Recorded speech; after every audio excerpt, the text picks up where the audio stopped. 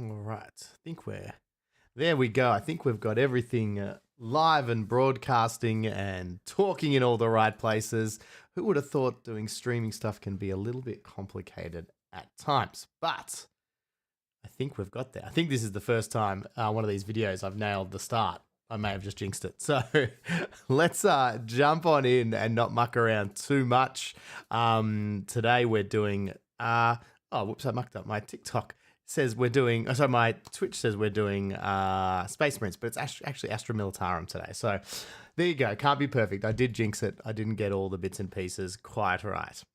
But let's jump in. So we're going to have a bit of a look here today. We're going to be doing an Astra Militarum Mechanized Assault list. This is one of my favorite ways to play Guard, but I haven't actually really looked at it too closely since this new codex has come out, just because I found there's, a few too many other really good detachments that I've spent a bit of time with. Welcome in the chat there, Cookie. It will be forever called Imperial Guard to you. I understand. I am pretty spot on with that too. I still find it pretty hard to switch. G'day to Mel in the chat as well. Appreciate you dropping by. Hope you enjoy the list building. Make sure if you're in the chat, join in, say g'day, and share your thoughts as we sort of stick this list together. We'll see what we can come up with today. So I haven't looked too closely at this list, so we'll kind of do what we always do, which is we'll sort of walk through what the detachment is, walk through what the enhancements are, and then that will hopefully help dictate how we build it. And then from there, we'll start gluing a list together, and fingers crossed we'll get something, we don't ever go for hyper competitive, but we want sort of like a take all comers list, something you could take out and have some good success with, but also is thematic that you can have some fun with as well. So we'll make sure we jump in and have a look at all that and get cracking. So without further ado, let's have a look. So the detachment rule we're looking at here is Armored Fist. So each time an Astra Militarum model from your army makes a ranged attack in a turn in which it disembarked from a transport, add 1 to the wound roll. That's a pretty powerful one, especially with the Guard. You're going to have a lot of infantry. You're going to want him to be punching up with a lot of stuff, a lot of, strength 3, strength 4 weapons. Anything that's going to help increase that ability to wound is going to be really, really fantastic. So fingers crossed this comes up a lot. And obviously we're already seeing that bit of a highlight thing that it's telling us to do. It's making sure we're getting lots of transports in the army with lots of infantry jumping out to deal the hurt. So things like Scions, Cassican, even the humble guardsmen, we want them in there as well. So Cookie saying his favorite detachment is Combined Arms, 3 Lehman Russ, a Shadow Sword, and Lord Solar. That's pretty badass. I like that. I do love, I think Combined Arms and Armored Fist have been the ones I've run the most, but this is the one I've probably wanted to jump in and test out next. So let's give it a go. Let's look at the enhancements next. So we've got the +1 to the wound roll, which is really nice. Let's see what enhancements we can add in to see if there's any sort of auto takes we want to make sure we account in our points here as well. So infantry officer model only. If you control an objective marker at the end of your command phase and the bearer's unit or any transport it is embarked within is within range of an objective marker, that objective marker remains under your control even if you have no models within range of it. So this is basically letting you sticky objectives, but also sticky objectives while staying in your transport. So that's pretty handy, being able to, have a chimera full of troopers sitting on an objective and being able to sticky it until you can either remove it, or even just being able to, Guard don't have access to too much sticky objectives, so this is a fantastic thing. You probably definitely want to look at including that in some sneaky way as well. Sacred Unguents. Delicious. This is for a Tech Priest Engine Seer model. At the start of your shooting phase, select 1 transport from your army within 3 inches of the bearer until the end of the phase. Each time that transport makes an attack, you can re-roll the hit roll. That's not huge. 10 points, though, is not too expensive. G'day, Dr. Zero Hour in the chat. Appreciate you dropping in. Nice. So starting a 40k Knights army. So I'm going to have to do a list for them at some point. A little bit different to Kill Team. Different change of pace for you, but I like it. Sacred Unguents is, okay. It's not a huge benefit because you won't be able to use it on maybe something like the big Baneblade chassis transports because it does exclude Titanic. That's where I think it would be really, really handy. But, if you've got some things with You've got firing deck on a few of your transports, so there are some options to have some heavy weapons shooting out of tanks with a reroll. Maybe it could come up. It's 10 points. I don't know. Maybe. We'll come back to that one. It's not jumping out just yet. Here we go. Infantry officer. The bearer's unit has the benefit of cover and stealth ability while the bearer's unit is wholly within 3 inches of one or more friendly transport models. Not a bad one. We know the guard are squishy. You're probably going to be wanting to stay relatively close to your transport. So getting stealth and cover at all times is not too shabby in keeping them alive. Definitely could be the difference between holding on to an objective or losing it, or keeping, not losing the whole squad. Interesting. I'm not a massive one just yet, but we'll move on. All right. Vanguard honors is the last one. Infantry officer model only. The bearer's unit can disembark from a transport after it has advanced. If it does, it counts as having made a normal move that phase and cannot declare a charge in the same turn, but can otherwise act normally.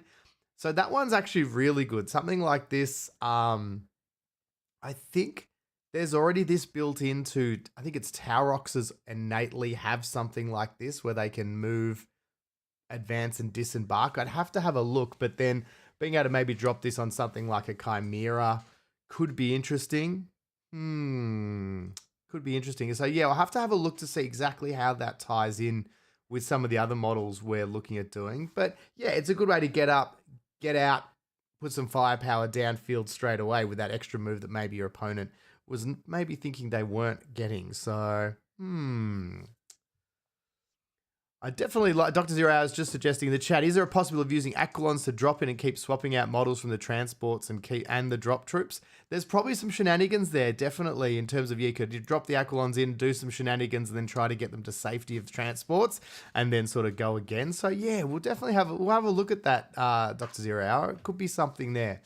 Let's jump forward now. We're going to jump into the stratagems next. So this is really where I think we get the biggest clues as to exactly the best ways to run this detachment, and what kind of units and synergies we're kind of wanting to line up. So we've got the Vox Relay. So in your command phase, 1 infantry officer from your army embarked within a transport. You can use this stratagem on that unit, even though it's embarked within a transport. To the end of the phase, your unit can issue orders, even though it's not on the battlefield, or it can issue orders to transport units from your army. Okay, cool. So it's kind of like a little communications hub in one of your transports. So if you've got your officer, because obviously those officers in there can't issue orders until they either disembark and then it's obviously only in that phase. So yeah, okay, this is pretty handy, and especially being able to do transports as well means you're getting a bit of extra vehicle orders, which usually you have to rely on a tank commander. So there's a little bit of a workaround there as well. So okay, not bad. I dig that. That could work. All right, rapid dispersal. In your movement phase, 1 Astra Military Infantry unit from your army that's disembarked from a transport, your infantry can make a normal move of up to D6. Okay. One Astra, so what is that? Your movement phase, 1 Astra unit for that. Disembarked from transport phase. Okay, so what? So is that additional movement? That's a little bit of a weirdly worded one. So in your movement phase, 1 unit from your army that's disembarked from a transport this phase. I see. Okay, yep. So it's giving you an additional movement because obviously usually if the transport's moved, your guys get out, it counts as them having made a move. So this gets you an additional D6 movement. Yeah, okay. I mean, it could be the difference between getting on an objective or getting line of sight on something like that. It's not bad. Okay, I dig it. I don't know how much it would come up. I think it was very situational, but it could be clutch because, as I said, it could be the difference between getting bodies on objectives and flipping them, or even getting to the center of the battlefield for, plant beacons or something like that, or area denial. Again, we're kind of seeing it's an interesting detachment. Some of the other ones are definitely a lot more powerful and obvious what they do straight out of the gate. These guys are going to take a little bit more finesse, and maybe it's why we don't see them quite as much. Does this include flying transports? It does look like it does at the moment, Dr. Zero Hour. The only one I've seen that's excluded flying was one of the enhancements, but so far, I guess that means the flying transports would also be included. If only they were a little bit better. They're just a bit expensive, but they're still very cool. A Valkyrie is a cool model to see on the table. Here we go. Next up, clear and secure. So this is a shooting phase 1. One unit from your army that's disembarked from a transport this turn and has not been selected to shoot. Until the end of the phase, each time a model in your unit makes an attack that targets a unit within range of an objective marker, you can reroll the hit roll and you can reroll the wound roll. That's really good. It's the two things you want to be doing with this detachment: getting a transport off the board, getting units out, and taking objectives back or killing units on objectives.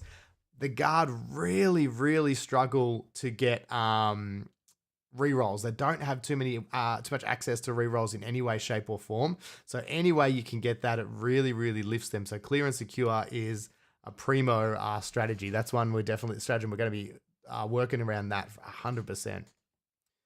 All right. Then we've got swift interception. In your opponent's movement phase, just after an enemy unit ends a normal advance or fallback move, one transport unit from your army, excluding Titanic units, that's not within engagement range of one or more enemy units, and is within 9 inches of the enemy unit that just ended that move, your transport can make a normal move of up to 6. Okay, cool. A few hoops to jump through, but basically, long story short, it's your opponent ends a move. If they're within 9 inches of one of your transports, that transport can make a 6-inch move. So not D6, which is a bit nicer. Two ways this is great. You could either use it to move block, so move your transport in front, block them, hold them up from getting to where they want to do, making some close combat units have to charge a transport to protect squishy infantry behind them. Or you could be doing it also just to move them back, so taking them off an objective if your opponent was going to charge on an objective to kill you. Yeah, there's definite play in that too. There's some offensive and defensive ways to use that. I kind of like that. That's another one you'd probably, again, it might only come up once or twice a game, and a few of these feel like so far they might only pop up occasionally, which is not always the best with a stratagem, but yeah, definitely has some uses. I don't mind that. All right, hasty extraction. In your opponent's charge phase, after enemy unit has selected targets for its charge, but before it makes a charge move, one infantry unit from your army that was selected as a target of that charge, provided you're not within engagement range of enemy units, and you're within 3 inches of a transport, you can get back in. So it ties in a little bit with what Dr. Zero was saying in the chat just before.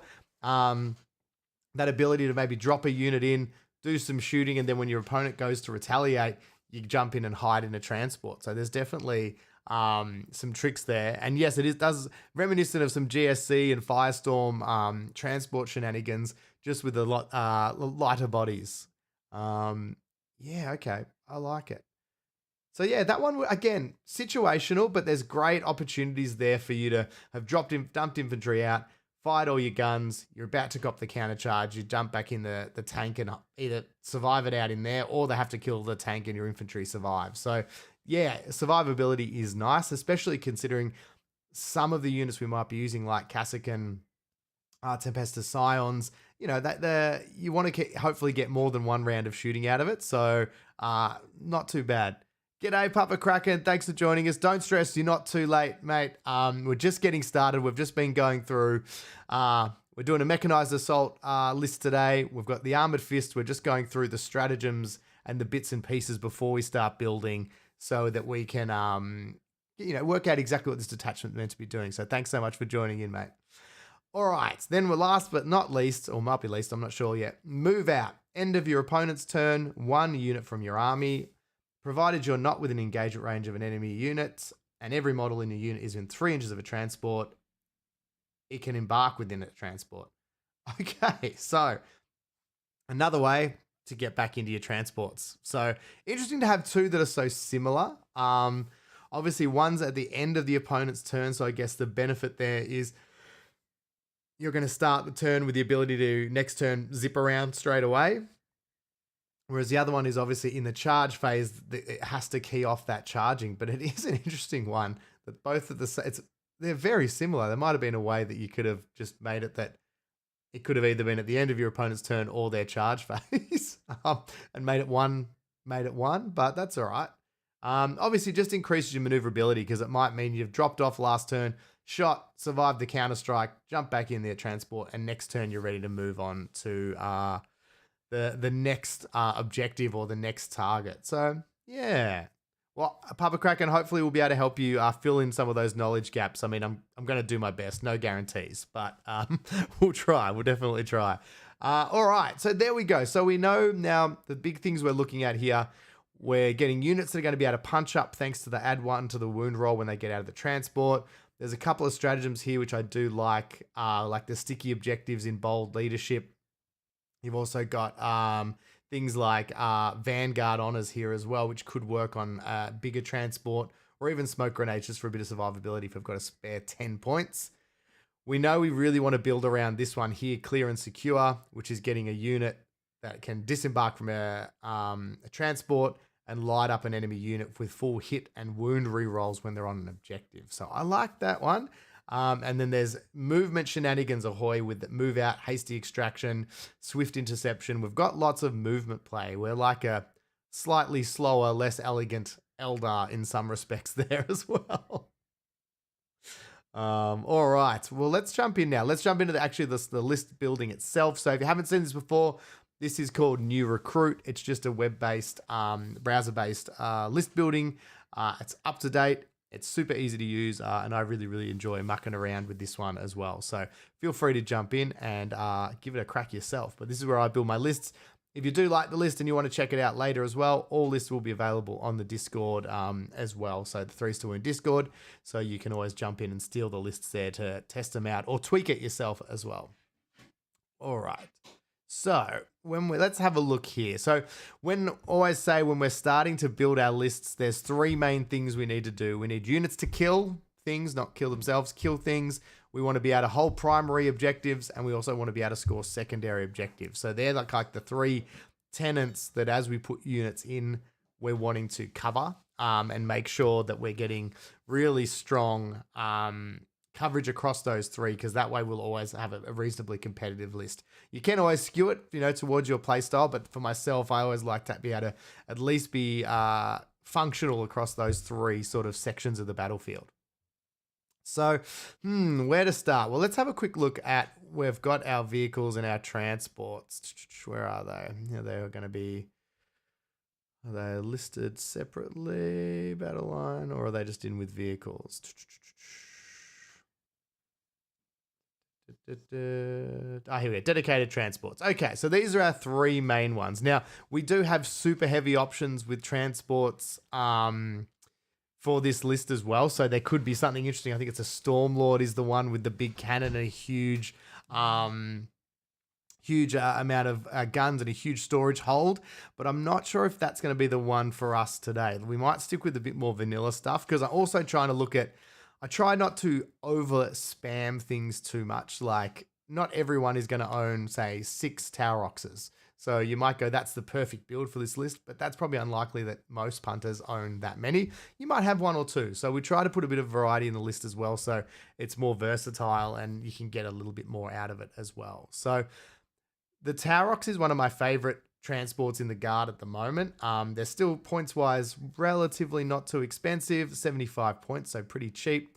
And they've got rapid deployment, which is their ability. So units can disembark from this transport after it's advanced. Units to do so count as having made a normal move that phase, cannot declare a charge in the same turn, but can otherwise act normally. These guys are real workhorse kind of transports. They're only toughness 8 and 10 wounds, so they can definitely be popped. Surprisingly, OC 2, so they've got a little bit of surprising amount of OC there. They've got a twin autocannon. You can give them a bolt gun, I think a storm bolter, as well. They're not there to deal the damage, but a great unit to just yeet up the board, especially the combo that I've used a bit, and I'm sure a lot of people out there have used a bit as well, is with the Kassakan. Where are they? Up here. So these are our Kassakan here. These are like the elite Cadian troops. Rest in peace, Cadia. Basically, these guys get an additional order, which is fantastic. So once per battle and at the start of any phase, you can select 1 order to affect this unit until the start of the command phase, in addition to any other. So they can basically get out of the transport, be issued an order, and then give themselves a second order. So doubling up on their effectiveness. But the other big one they have is Scout 6. So because the Tower Ox is a dedicated transport, if this unit gets inside it, that transport also becomes Scout 6. So all of a sudden, those Tauroxes can scout 6, move, advance, and still get the Kassakin out. So that makes them really, really dangerous. Their threat range is huge. It also lets you get onto objectives really, really quickly and hold them early if you go first and that's what you want to do, or at least set your guys up on, a bit of battlefield control, bit of danger throughout the battlefield there as well. So the other benefit is, let's be honest, we're going to be putting at least one unit in. They also have a piece of equipment here. Where is it?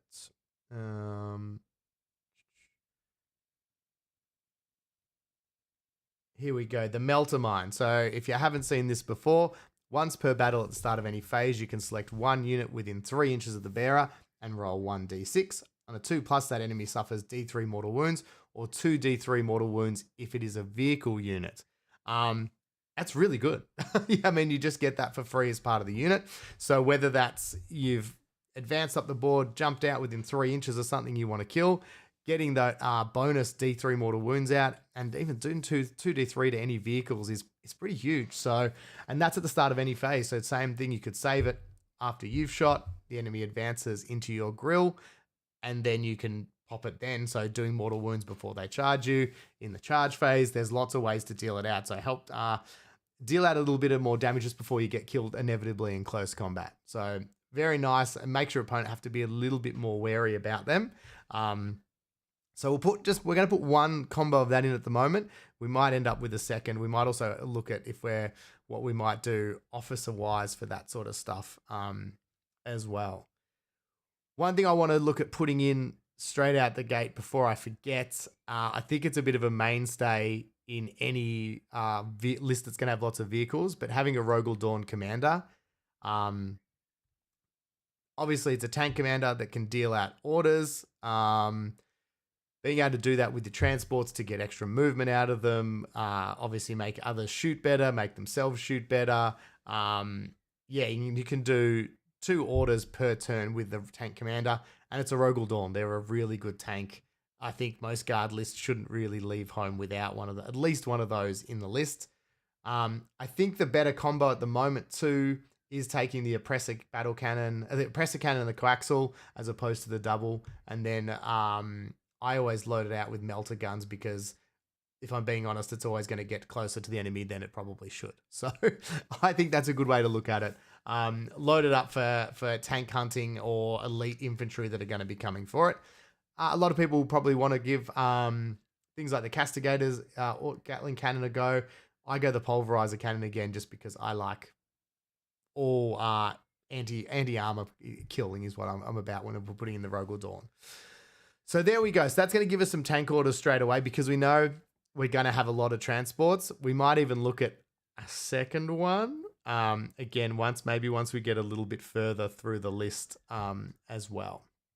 All right. So we've now got something that's killing. We've got our first unit that can go forward and capture those primaries for us. A unit, I guess we're talking capturing secondaries. It might not be the most thematic unit, but obviously something like Gaunt's Ghost is always, for me, a bit of an auto-include at the moment for most guard lists because it just gives you a super versatile list that has... they count as lone operative, they fight first, they are infiltrators, they have stealth, they can issue orders, and they can, at the end of your turn, if they're not within engagement range, they can uppy downy. You don't have too many of those units in the guard that can do things like that. So at the moment, they're pretty invaluable. They can actually do a little bit of work with their shooting and stuff like that. They've got a bit of a mix of guns. That's not what they're there to do, but it's amazing that they can pick things up. And even the fights first is nice, but it probably won't save them from a dedicated heavy hitting close combat unit. G'day Halo, bang out. Thanks so much for joining us. Appreciate you dropping in. We're not too far into the list, so jump on in. We're just dropping in the first of the units at the moment. So appreciate you making the time to come hang out. So there we go. So now we've got a killing unit that's also going to give us some orders. We've got a secondary grabber, and we've got a first of our units that's going to be coming up the board and grabbing those objectives. I think if we're not kidding ourselves, we might even look at adding in another Taurox and another. And do we just chuck in another Taurox and another cat? we might be kidding ourselves if we think we're not doing that. So let's just do that because that's such a great combo. And it just gets the job done, and it's very versatile. It can either put the pressure on your opponent turn 1, or if you go second, you can hold back and have a great little punch back as well. That Ministorum Priest isn't jobless again, that he may have an interview. Oh, well, look, Halo, I'm not so sure if Ministorum Priest is going to get picked up into the guard either. That's a little bit, I mean, he's going to try his best. All right, we'll give him a go. All right, and if you want to know the detachment rule here is that when a unit disembarks from a transport, you add 1 to the wound roll. So that's the big benefit, big thing we're building about in this transport detachment. So straight away, you're right. We've got 2 Tauroxes in there, 2 squads of Kassakin. They're going to be taking their the melter mines as well to make sure they're dealing out those mortal wounds there as well. So let's just do that as well before I forget to put those in. And obviously, these guys have a whole raft of special weapons. There'll be a lot of debate as to which ones you take. I always make sure plasma is always really good. Your melter gun is really good because this unit's going to be getting right up into your enemy's face straight away. So I don't think the range is going to be too much of an issue. What else have we got? Grenade launchers, good. Take one of those. And then usually between the flamer, I usually would probably go, because I don't think you can... Because funnily enough, I've built mine, as a lot of you know, I play a lot of Kill Team. I've built a lot of my stuff for Kill Team. So a lot of my stuff, I always run at WYSIWYG. So a lot of my unit loadouts aren't optimal. So just got to make sure we build this unit the right way. So I've got 10 special weapons. Can we take more than one of... if we do that... Because in a perfect world, I'd be taking 2 melter guns and 2 plasma guns if you can. What's that? Okay, so we've got melter gun, drop a grenade launcher. And let's go 1 more plasma. All right, it's saying we can do that. So that's what we're going to do. That would be, if I was building the kits from scratch, that's what I would take. I think that's the right kind of combo because that's maximum hurt. As well as you obviously got the demo mine in there as well. But obviously I know, like myself, you may not have built everything perfect, so don't stress. They're still good even without it. Are Chimeras an auto? No. Yeah, I mean, it's interesting. I like Chimeras. I've always had a bit of a soft spot for them. It's unfortunately just the price battle thing hurts them a little bit at the moment because they're up against the Taurox, which lets them advance and drop their troops off, which is really good. The Taurox Prime's probably got better weapons, I would say. Chimera's good. It's got firing deck, which is a real positive. And you've still got the ability with this as well to issue orders while you're within the transport. So that's an interesting combo. We know that with this detachment, there's actually... you can pay points to do that in other transports, whereas this has got it built in. And lo and behold, if you did that with a Taurox and then got the enhancement, the Taurox is cheaper. The Chimera is cheaper. So if you were going to do that, I think the big benefit of the Chimera is it's got the firing deck too. So you could always look at putting like a heavy weapons squad or something into them and have them shooting out. And then all of a sudden your Chimera really punches out.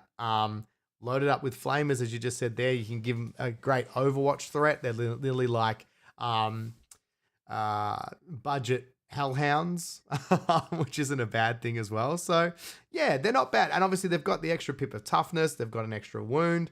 They're still OC2. There's a lot to like about the Chimeras. We might see one or two get in. I said I really want this to be a pretty much everything is in a transport kind of detachment. I really want to lean into that mechanized thing. I'd want to make sure that we... everyone except maybe the Gaunt's Ghost can mount up. But the Gaunt's Ghosts are different because they can go into deep strike. So that's fine. They don't need a transport. All right. So now we've got that. So we're already at 745 points and we've got our 2 main early pressure pieces up the board. let's have a quick look at the Taurox Prime. I mean, I know a lot of people don't usually just ignore this. Obviously, they've got either they can take the battle cannons, they can take the missile racks. They've got options with their shooting, which can be a little bit better in terms of, I mean, it's punching up and shooting up. The benefit here too, in your shooting phase after this model is shot, select one enemy infantry hit by that attacks until the phase. Each time a friendly model disembarks from a transport, this turn makes an attack that targets the at enemy unit, you can re-roll the hit roll. That's a long way of saying, get this transport to shoot something, your infantry that got out can also shoot it, and then they can re-roll the hit roll. As we talked about earlier, this is actually pretty good because we don't have natively that much access to rerolls.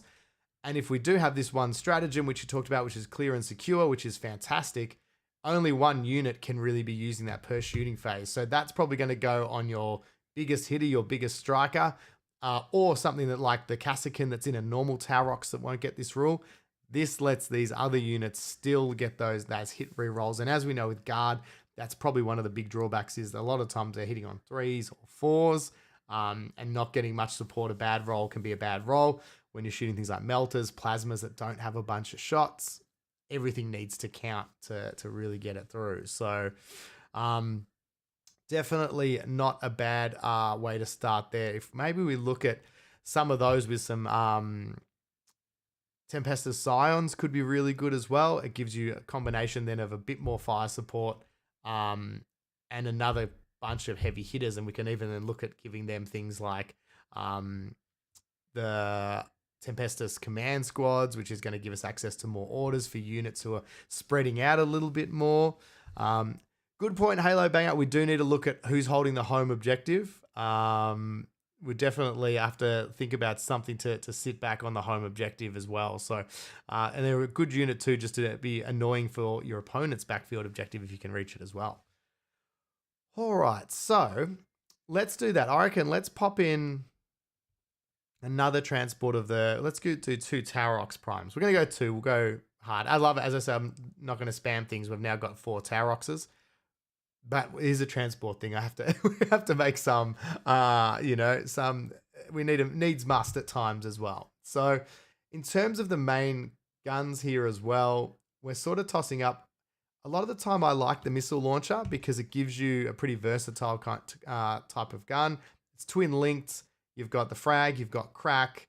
You can do quite a bit of damage. D6 is a bit swingy, but strength 9's not too bad. -2 AP, and obviously you've got the frag with the blast option, and having twin linked on that too really helps that to punch up as well.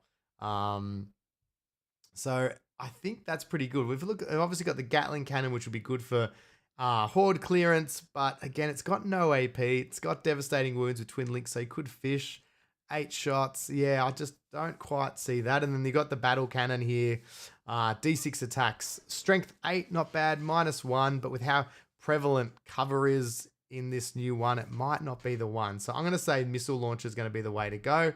And if you can get the twin autocannon, if that's the way you've got it modeled, even better. I think the twin autocannon is better than the hot shot as well. So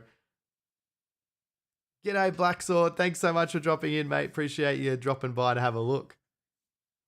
Join in, mate. We're doing it. It's Imperium. It's not quite Space Marines. If you haven't seen Black Sword on Instagram, go check out his Instagram. He's painting up an amazing custom Black Sword Space Marine chapter. Every model is beautifully and dutifully painted, and they look $1 million. So make sure you go check that out.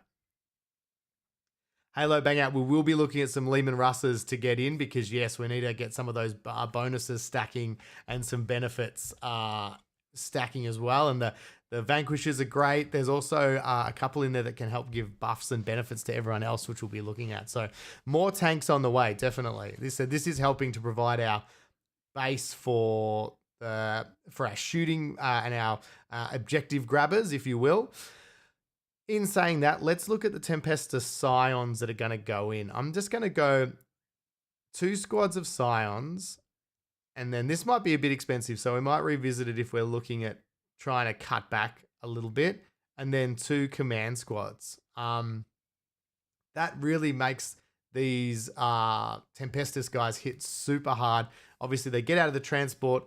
They're getting +1 to wound thanks to the detachment rule. If they've gotten out of, because these will be in the Taurox primes, if they target the same thing as the Taurox prime, they'll then also get the full rerolls to hit. So you can see how this is starting to stack up to make these guys pretty dangerous. And then we'll have a quick look because they've also obviously got their own extra rules built in as well. Because if it's got a Tempesta Prime leading it, all weapons in the unit have sustained hits 1.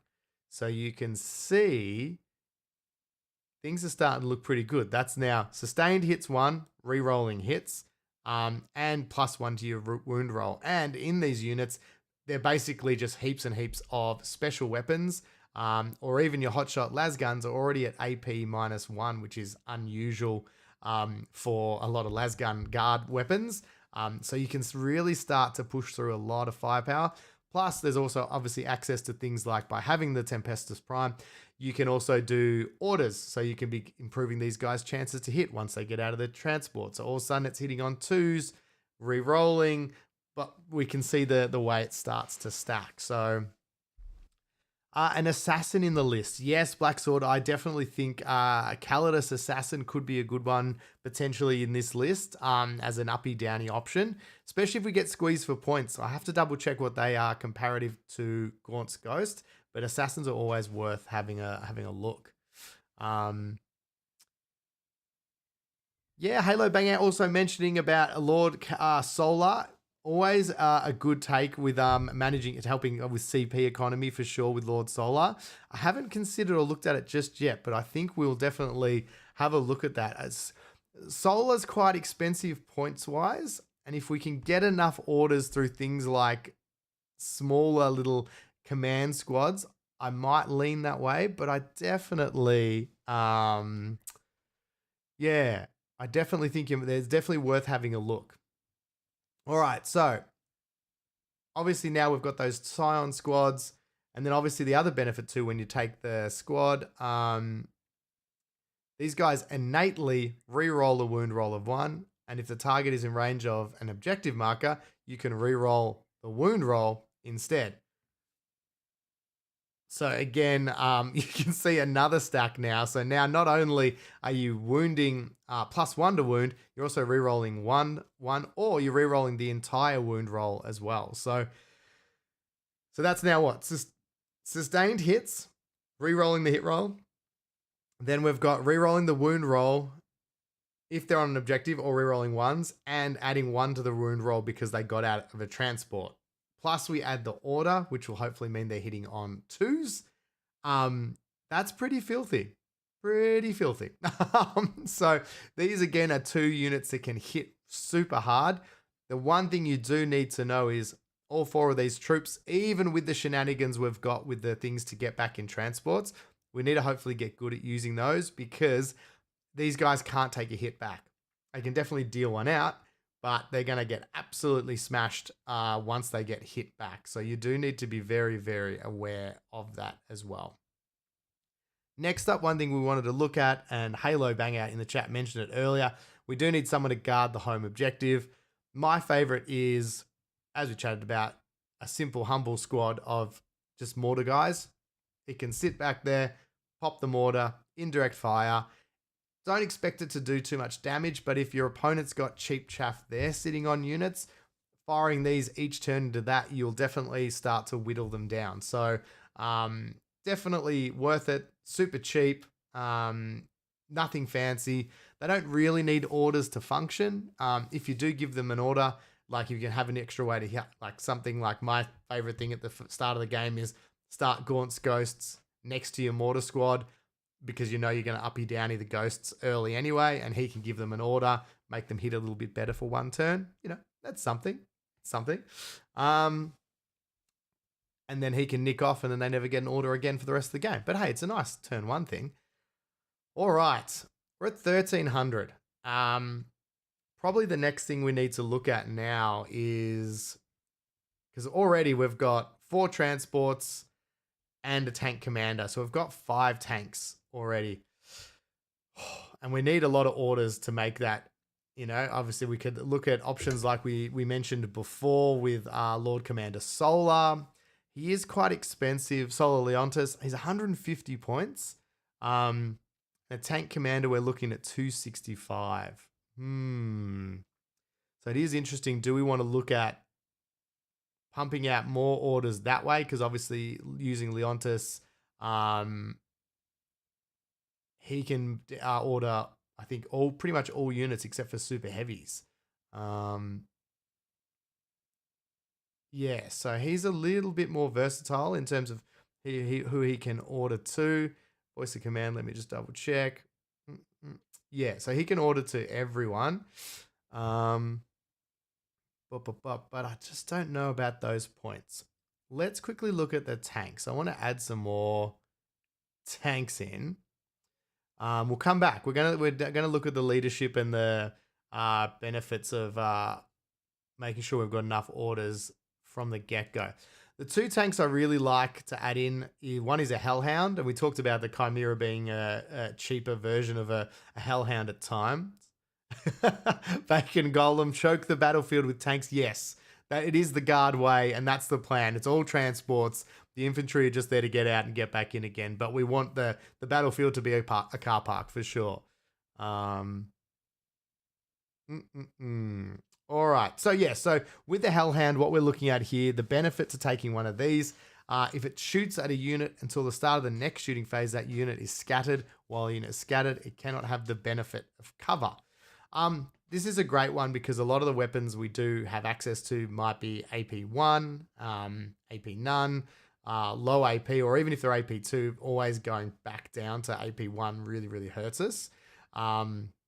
So going back to losing that, going to AP1 is really going to limit the damage, especially against some of the Grey Knights, Custodes, Nurgle Marines. There's a lot of things out there that that can really chew up if you're not hitting out enough AP. So something like this is a great unit to work in concert with, especially your early attacks. They can push up really, really quickly. They're surprised 10-inch moves, so they can move fast. You could use a tank commander to give them move, so they could keep up with the Tower Rocks because they're not really needing the bonus to their shooting because they're shooting flame weapons. So all of a sudden, therefore, if they storm up the board with the Tower Rocks, they give ignore cover, and then the Casa can get out and do their work. All of a sudden, you're really, really helping to increase those chances of damage going through. So I always like one of these, especially if you play a squishy team.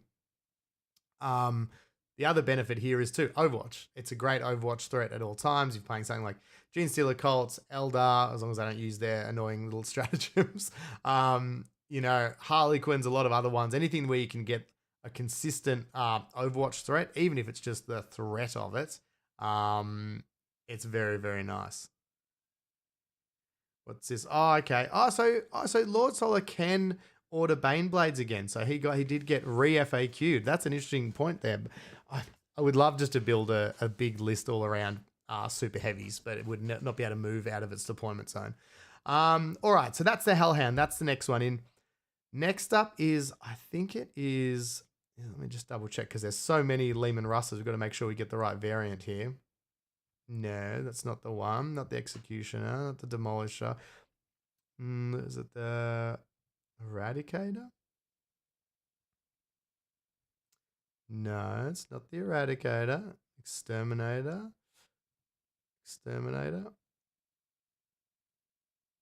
Yeah, there we go. This is the one I was thinking of. So this is the dark horse of the edition. This was one that sort of come out and ended up being, there's certain tanks that get overlooked for a long time, and this is definitely one of them because obviously there are things getting FAQ changed, the consistency of the weapons, but basically this one's got the extra ability that is really nice, which is Withering Hail.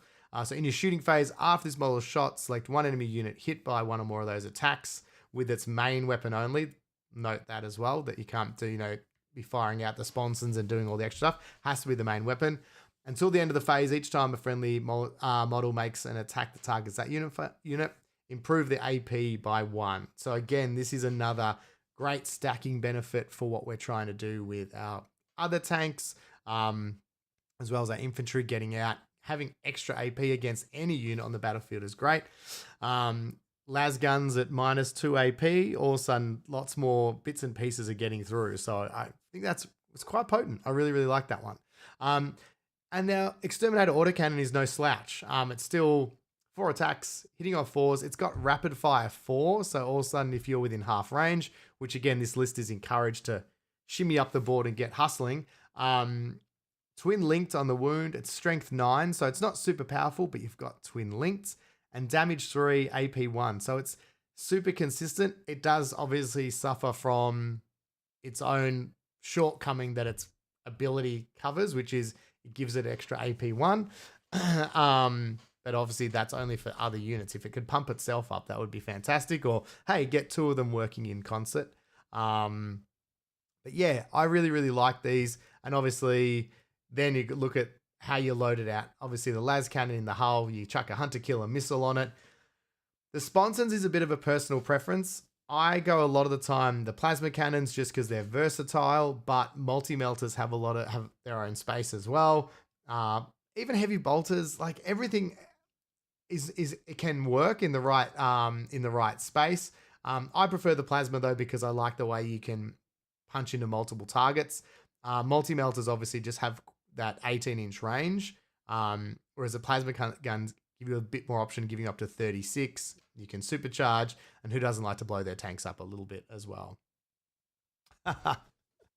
A Vanquisher, yes, the Vanquisher is good. Halo Bang Out. I would technically, they've just copped it a little bit. They copped a bit of a whack on the nose, the Vanquishers.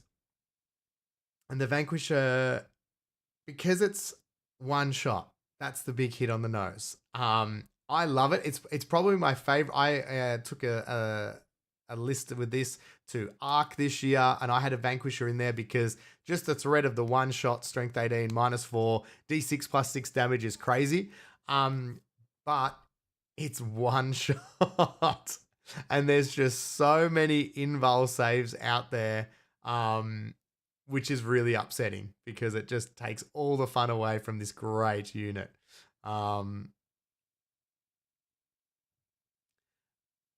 Yeah, good question. Black Sword's just asking, would it be worth pumping up one of the Tempestus Signs goes up to a 10-man? I have currently got them taking, each of them will be led by the command squad. So that does bring them up to the 10-man. And the transport capacity of the Taurox, I believe, is it 11 models?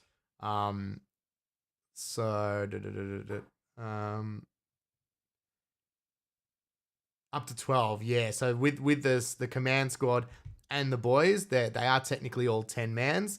It's just obviously that gives them the extra oomph in there as well. And especially because I know there's also like Bridgehead, which is very similar to this detachment. Another reason this detachment got overlooked a lot. There's a lot of crossover between this and Bridgehead, and to be fair, Bridgehead's probably the better of the two. It got nerfed a little bit. It was too good.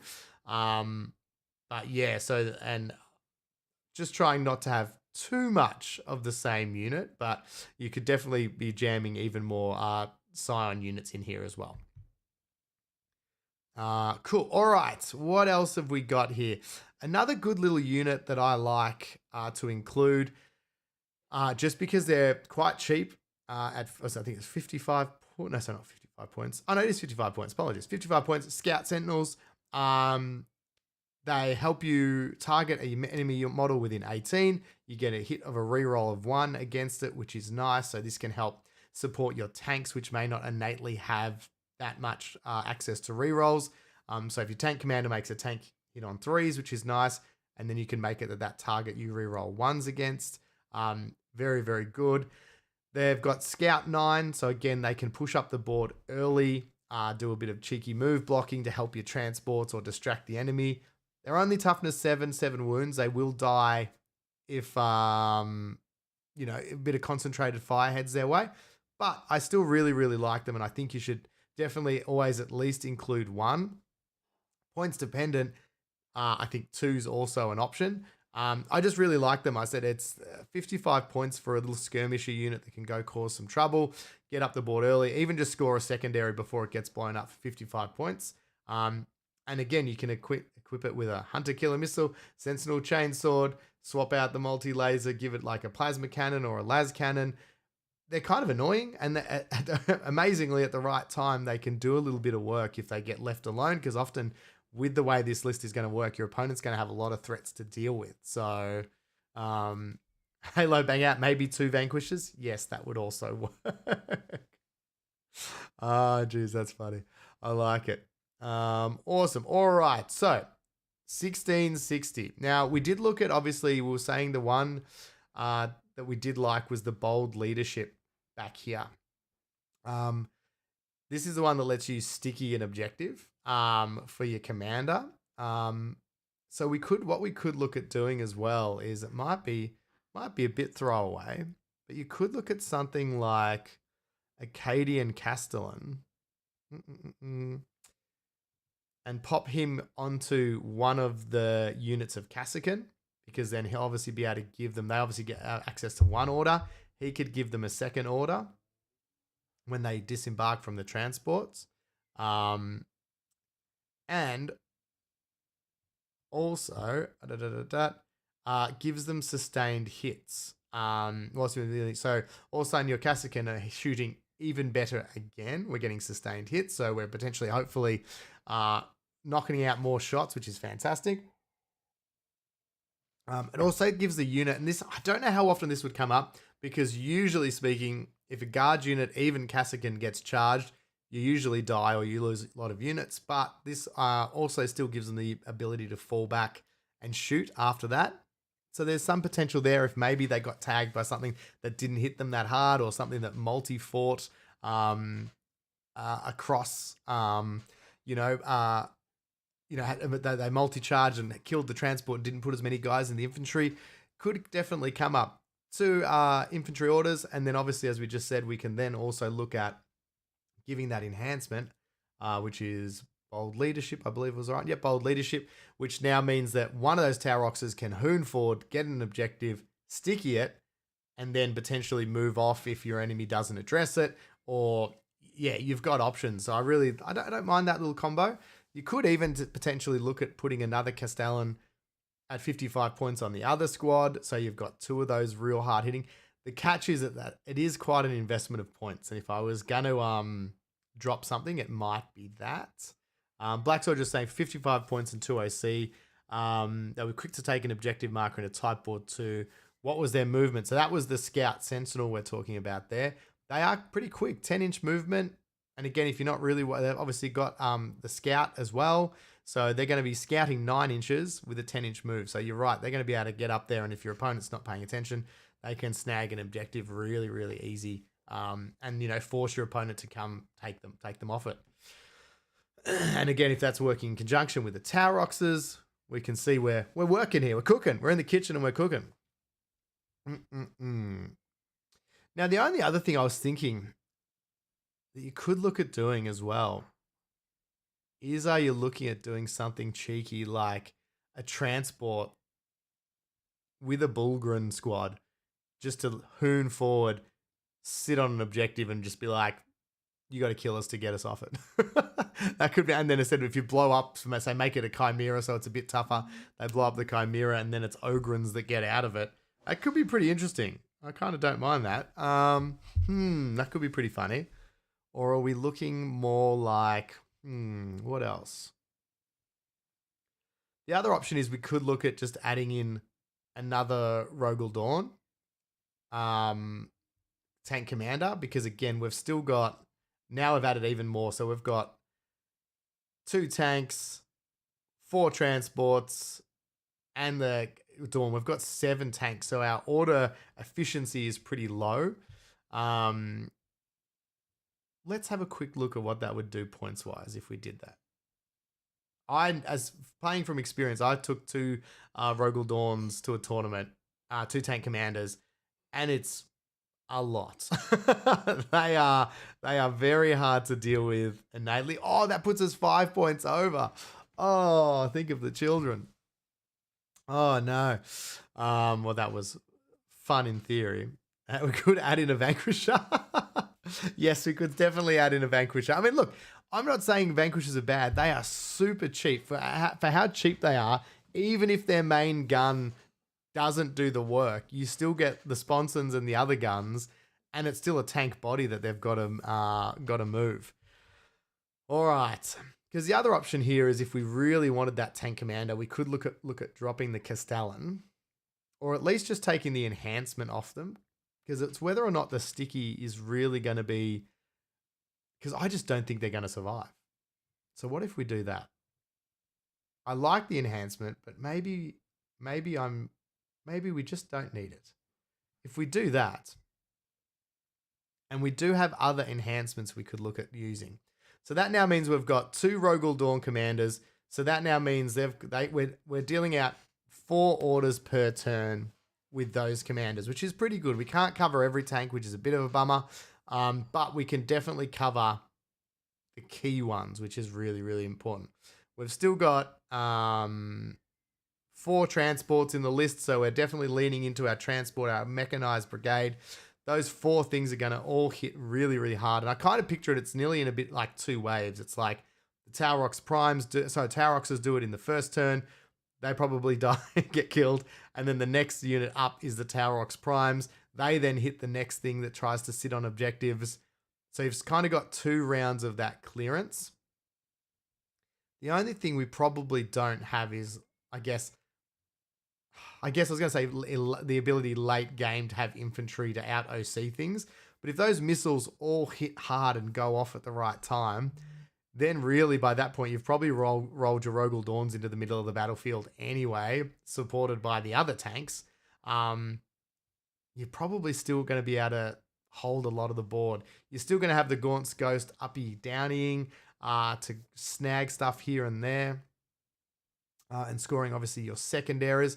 We don't have any deep strike threats, but at the same time, do we need them? The only other thing we could look at is if maybe do we look at how much someone mentioned, I think it was Halo Banger mentioned that, Dr. Zero Hour mentioned it earlier, was the Scions, but the drop variety. Where are we? Characters, infantry, here we go. Aquilons. Aquilons at 100 points. That's pretty expensive. We've only got 20 points left. I'd need to lose 80 points somewhere. Oh, I don't think I could do that, because even if you dropped the Castellan, that's only 55. Oh, we'd be 5 points. Reanimated is saying Cassican can DS. What does DS mean? Sorry, that's my bad. I'm sure you're making a very good point, and I want to make sure I can share it with the viewers. I don't think the Aquilons quite are going to make it. It was interesting. I'd always like to have at least one deep strike threat, but I guess that's what we are getting with our Gaunt's Ghosts. They're giving us our thing. We don't really need it. We're the guard. We're going to roll forward lots of... deep strike. Apologies. Thank you, Reanimated. I should totally have known that. It's the morning here, okay? I'm still waking up. Yes, they can. So, yeah. They can deep strike. So, no, I think we leave that. So, I reckon what we'd do then to fill out this is we talked about the survivability here of our troops before. Do we look at something like smoke grenades here to put on our good friend, the Cadian Castellan? Because you could also look at Vanguard Honors could technically go on one of the Tempesta squads, which would let us still do the advance and shoot trick, which is pretty good. I do like that. Or is it giving smoke grenades to give one of the units the ability, when they're staying within 3 inches, to stay alive for a little bit longer?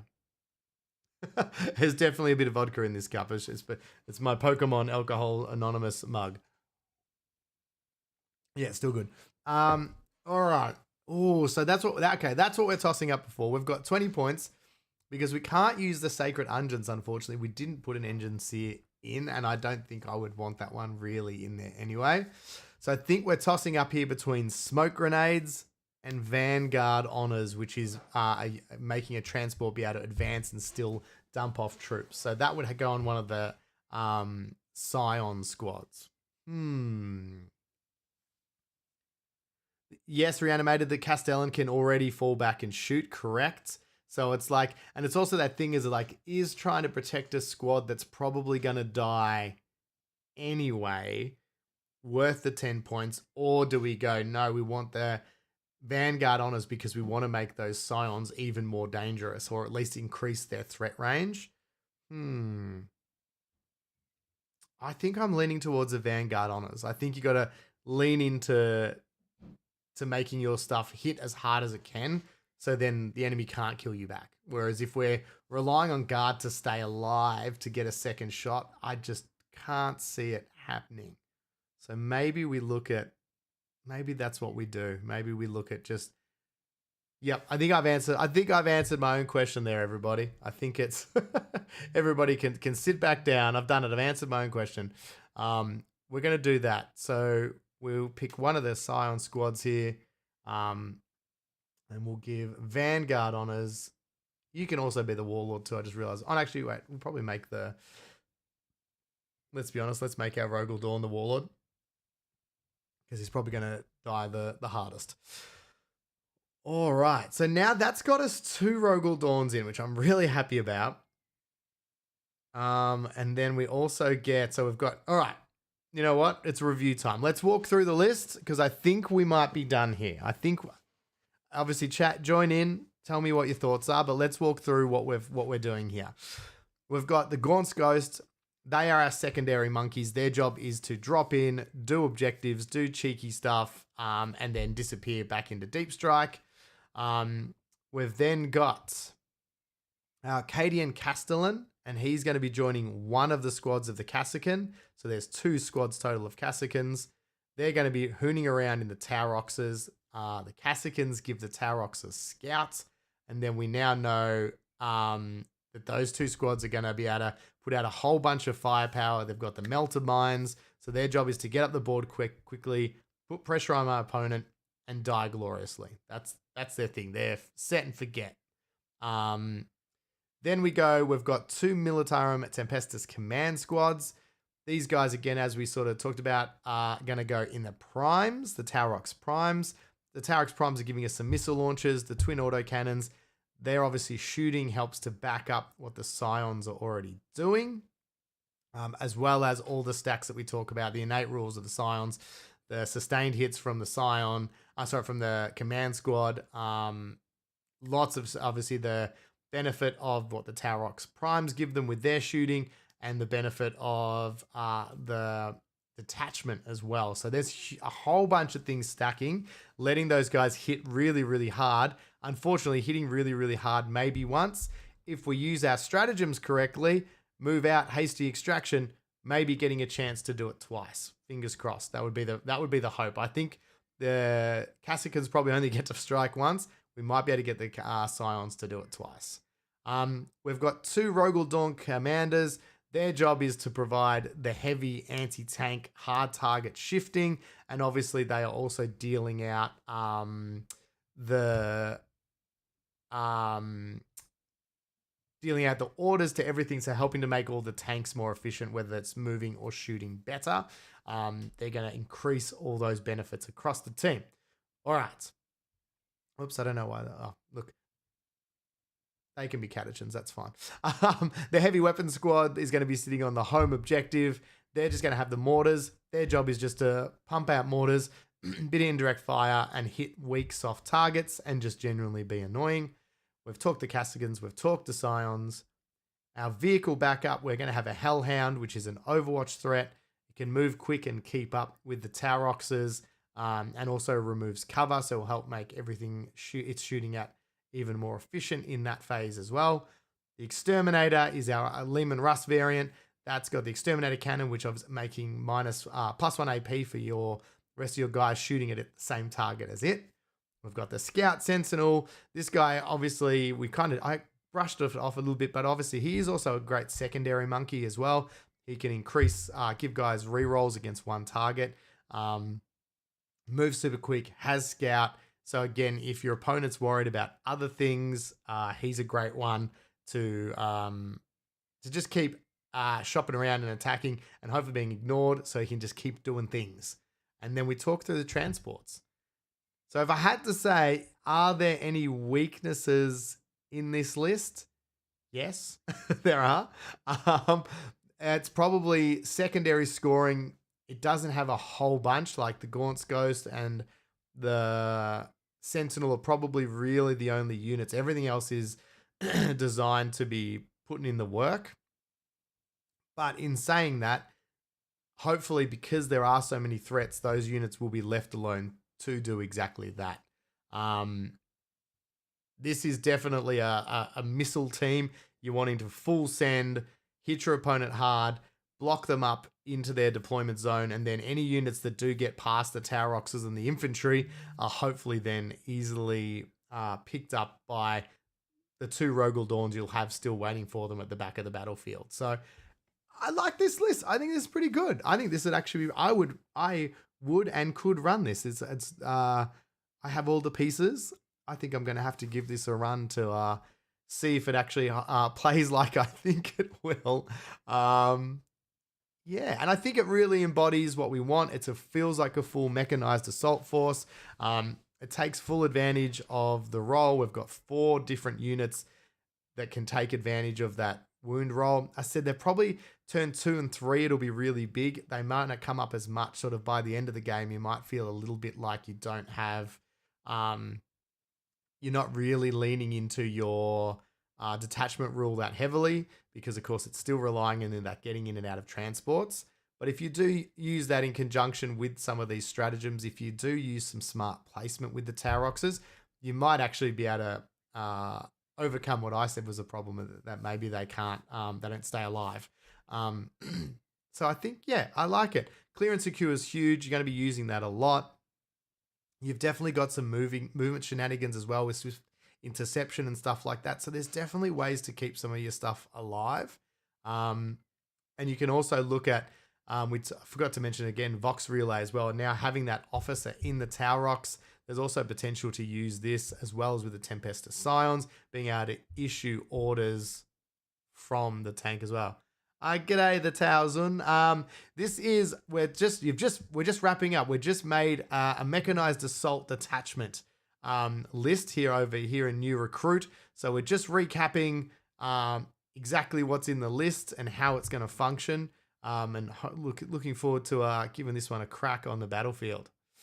So yeah, so I think it's a pretty good. I think there's good synergies. I mean, I know you could definitely look at leaning even harder into the transports. You know, you could probably look at dropping one of the Dawns, either adding in some more Tower Oxes or some Chimeras, adding more bodies. There's definitely a way to play this as more of a transport horde, but trying to make it that it's I guess I probably made it the way I like to play a little bit more, which is that I want to have that strong aggression. If it's guard, I like to have tanks.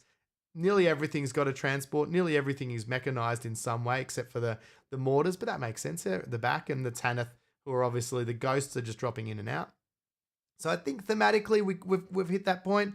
I think it's relatively playable and competitive. I think it would go well against most things. It's definitely not super sharp. It's not a cheese list by any stretch of the imagination.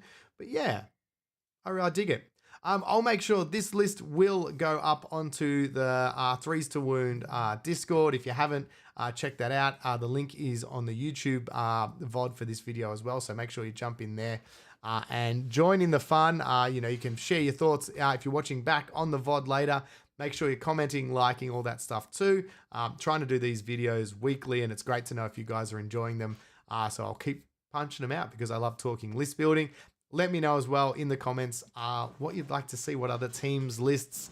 We're always going to be trying to mix it up. I have 4 main factions, and that's what I've sort of been sticking to the most. But I'd love to start branching out and giving a crack to more factions. So let me know who you'd like to see some lists built for.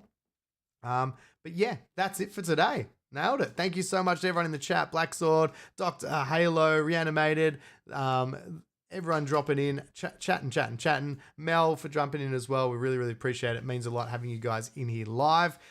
Really helps me keep me on my toes to make sure we're building the best list we can. So thank you so much, and we'll see you next week.